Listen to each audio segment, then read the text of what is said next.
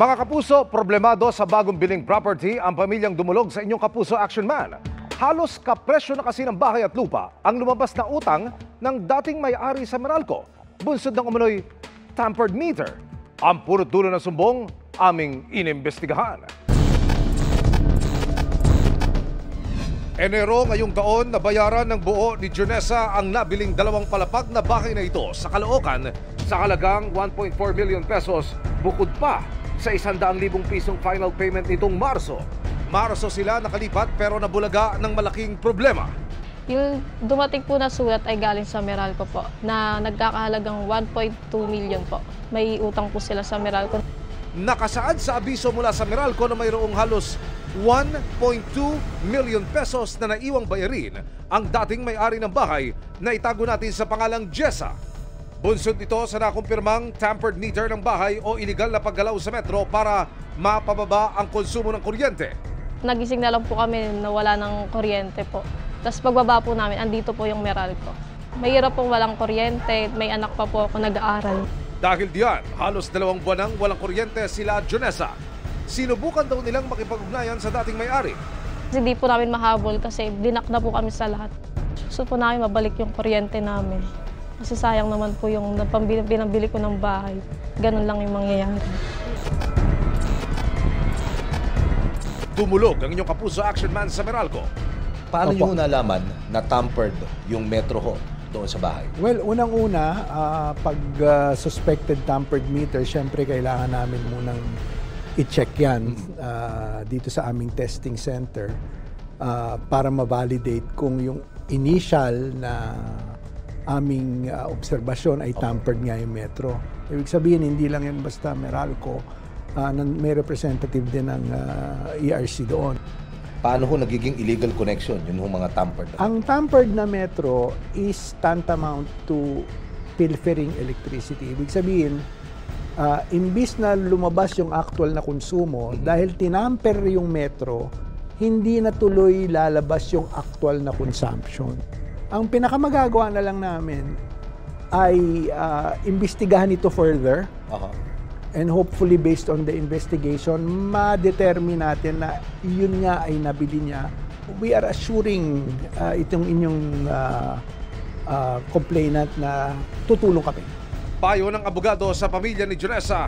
Magpadala ng demand letter at kung hindi susunod yung nagbenta sa kanila ng property, pwede nilang i-demand na i-rescind yung kontrata at ibalik sa kanila yung naibayad nila for that property with damages.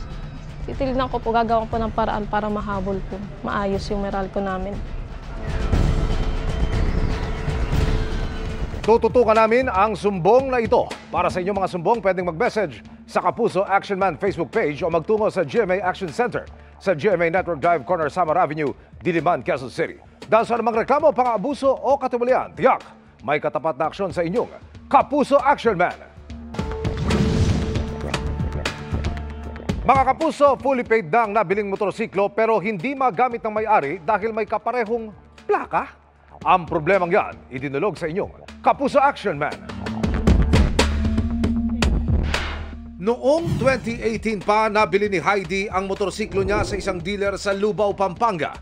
Taong 2023 naman, naibigay sa kanya ng dealer ang plaka nito.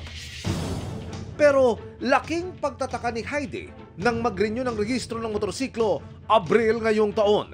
Lumabas na meron po akong kaparehas na plaka. Sa record ng Land Transportation Office o LTO, may narehistro ng kaparehong plaka ng motorsiklo sa lungsod ng Cebu. Tinanong ko po sa kanila kung anong dapat kong gawin. Ang sabi po nila sa akin, dahil po naunang model, yung kaparehas ko na yung truck, kasi 2012 po na model yon, yung motor ko po to 2018, ang sabi po nila, ma-honor daw po yung plate number dun sa truck.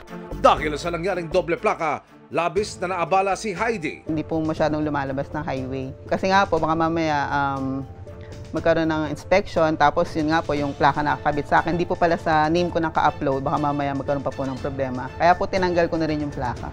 Sinubukang makipag-ugnayan ni Heidi sa dealer pero hindi naman po sila nagsisi, hindi po sila nagre-reply. ayon sa area manager ng dealer sa Lubao, Pampanga, nanggaling daw sa LTO ang kanilang mga na-release na plaka. Ang lahat ng impormasyong ibinigay nila sa kanilang mga buyer ay pawang galing din sa ahensya.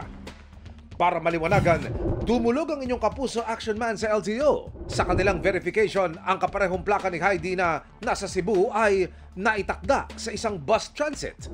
Pero ang format ng plaka ay para sa Region 3 at wala raw ganoong klase ng plaka sa Region 7. Kasalukuyan ang iniimbestigahan ng ahensya kung ano ang nangyari sa duplication at kung paano ito maisasaayos.